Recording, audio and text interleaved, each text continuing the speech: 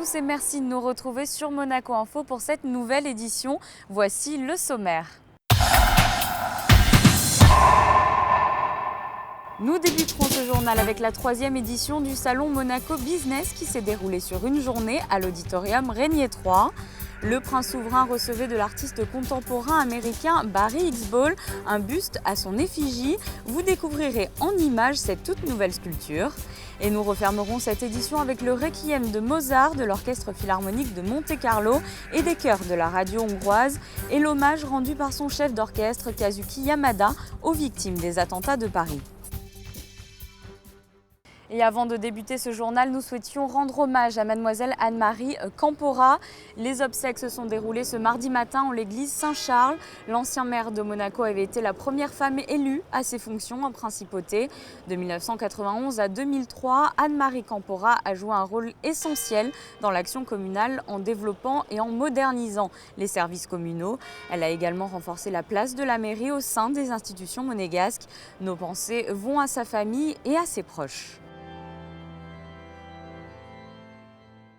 Un mot d'économie, la 3e édition du Monaco Business se tient cette année encore à l'auditorium Régnier 3, un salon qui a pour ambition de rassembler les entrepreneurs de Monaco et plus largement de la Côte d'Azur.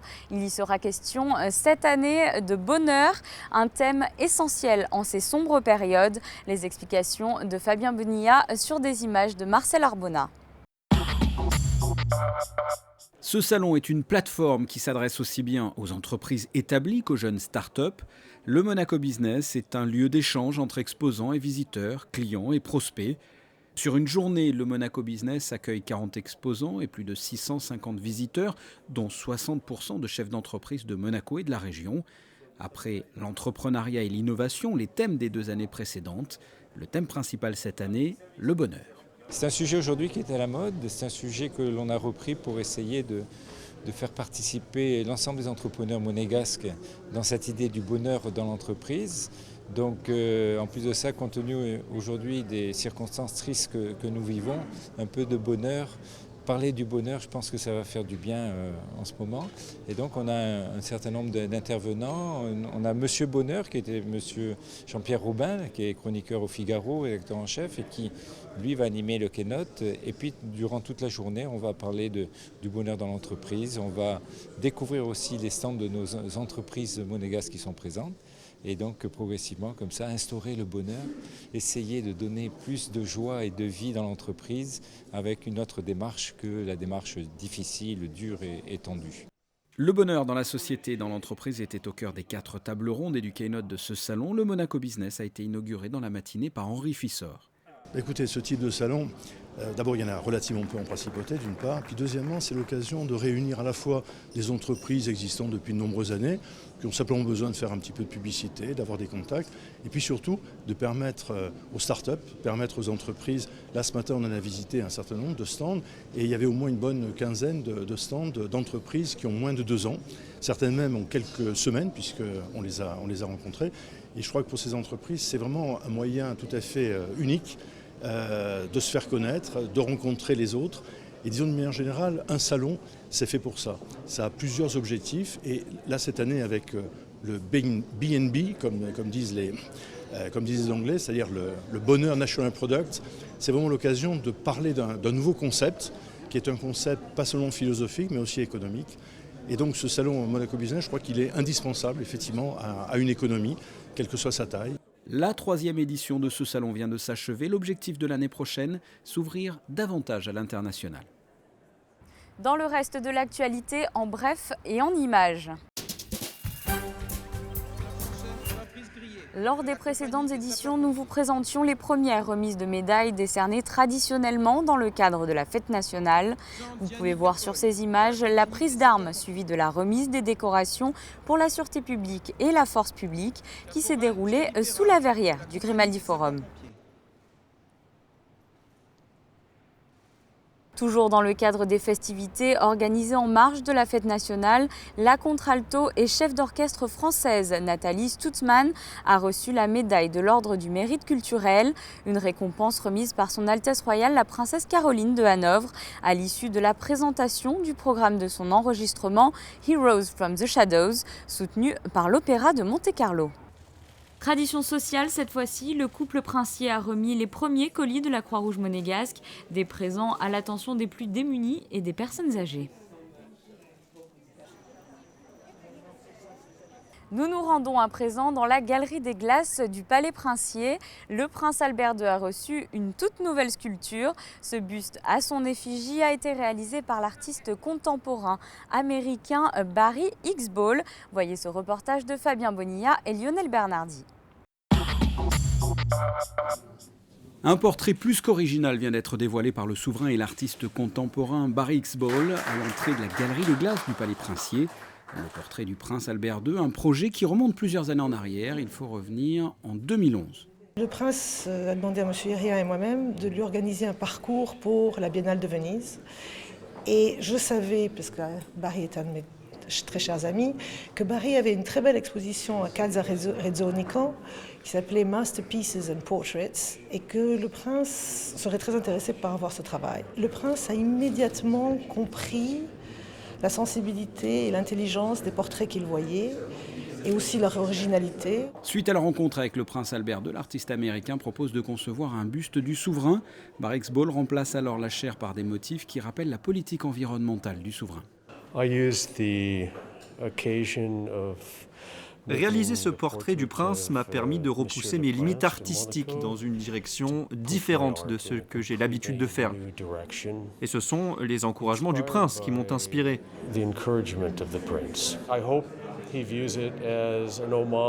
J'espère que l'on reconnaîtra l'hommage pour la passion du prince pour l'environnement et plus particulièrement pour les océans, avec des parties du visage faites d'algues. J'ai inclus également des éléments de la principauté à l'arrière du crâne, les armoiries de Monaco avec les deux moines, le déodjuvant et le monogramme du prince.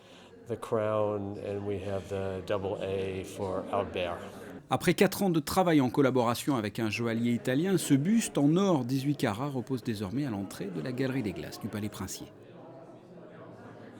L'actualité a rattrapé la programmation de l'Orchestre Philharmonique de Monte-Carlo.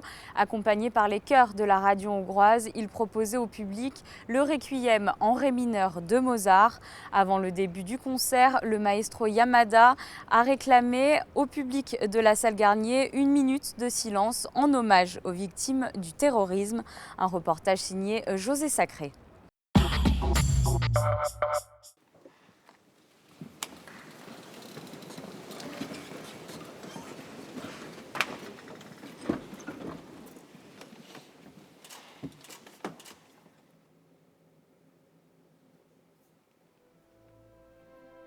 Le Requiem de Mozart, une œuvre sublime et très particulière avec tous les mystères, les légendes autour de la commande à Mozart de cette pièce, de sa composition.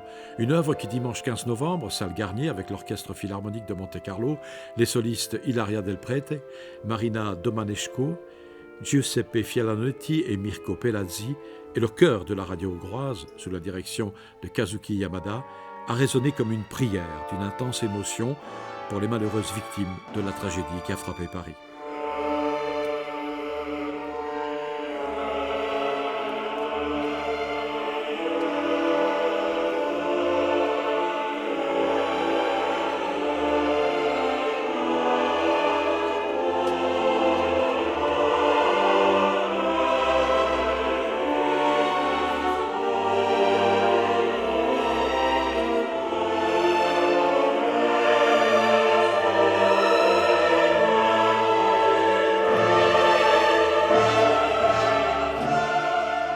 Mozart is very special for me, so especially the Requiem is a very Mozart est un compositeur très spécial pour moi, et le Requiem encore davantage, surtout en ce moment avec les tragiques événements de Paris. So directly connect about that, but so the Mais c'est une œuvre très particulière, encore une fois très spéciale, directement connectée avec l'au-delà.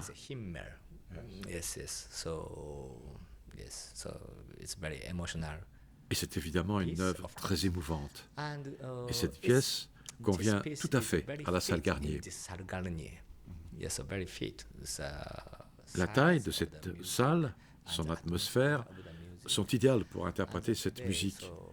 Et aujourd'hui, nous allons dédier ce concert aux victimes parisiennes.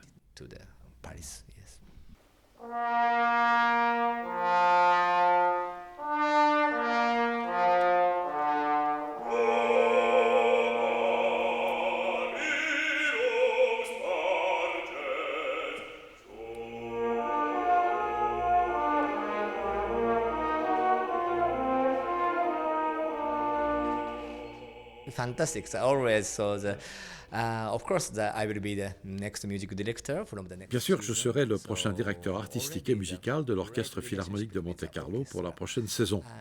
J'ai déjà de très bonnes relations avec l'orchestre.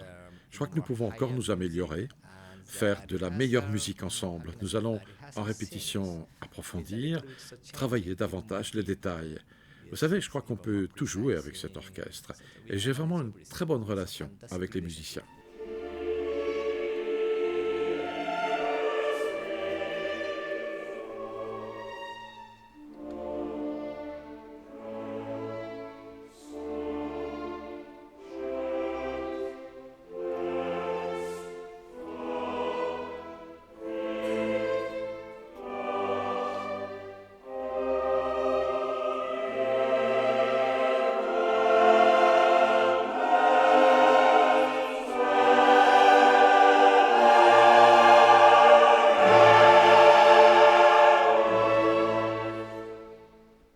Maestro, aujourd'hui vous dirigez pour la première fois à la salle Garnier et je crois que vous en êtes très heureux.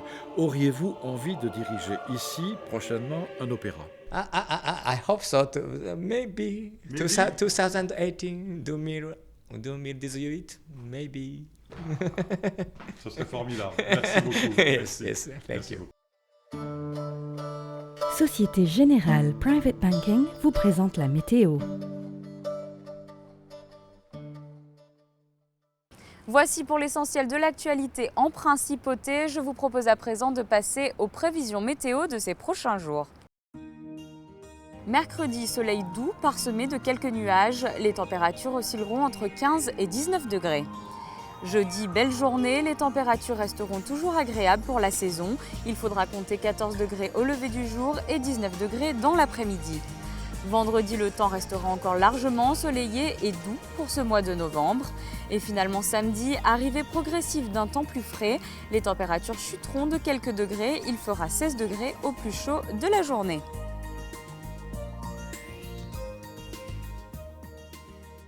Ce journal est à présent terminé. Retrouvez dans un instant les sorties cinéma présentées par José Sacré, suivi de tout l'art du cinéma, mettant à l'honneur cette fois-ci Les Dames du Bois de Boulogne de Robert Bresson. Je vous dis pour ma part à très bientôt sur Monaco Info. La météo vous a été présentée par Société Générale Private Banking.